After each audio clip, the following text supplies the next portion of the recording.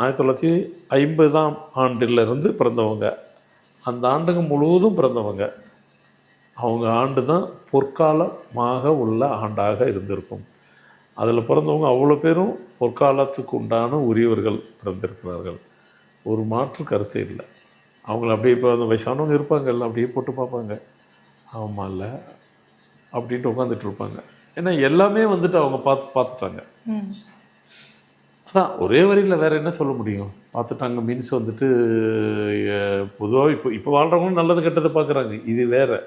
வளர்ச்சியே இல்லாத ஒரு காலத்துலேருந்து எல்லா வளர்ச்சி டெக்னாலஜி எல்லாத்தையும் ஆமாம், அது அந்த அந்த மாதிரி ஒரு வாழ்க்கையை இப்படி சொன்னால் கூட சொல்லிக்கிறலாம். சும்மா வெறும் ஒரு ஒரு ஒரு ஒரு 1950 இருந்தவங்கன்னு பார்த்தீங்கன்னா, அப்போ பண மதிப்புங்கிறது வேறு விஷயம்.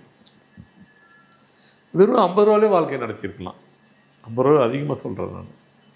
அவ்வளோதான், வெறும் 50 ரூபா மொத்தமே மாதத்துக்கு, ஒரு மாதத்துக்கு அவ்வளோதான் போதும். 100 ரூபா வந்து ராஜா வாழ்க்கை வாழலாம். அப்போது அந்த விலைவாசி மட்டும் கிடையாது, எல்லாம் வெள்ளந்தியாக இருந்திருப்பாங்க.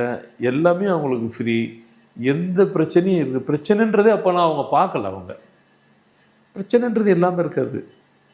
இப்போல்லாம் அப்படி கிடையாது. ஒரு நாளைக்கு ஒவ்வொருத்தருக்கும் குறைஞ்சது ஒரு 10-20 பிரச்சனை ஆரம்பிக்குது. சும்மாவே நின்றுக்கிட்டே இருந்தாலும் அடிச்சுட்டு போயிடறான். யாருன்னா அடிச்சுட்டு போயிடறேன், என்ன ஆள் அடிக்கிறதா?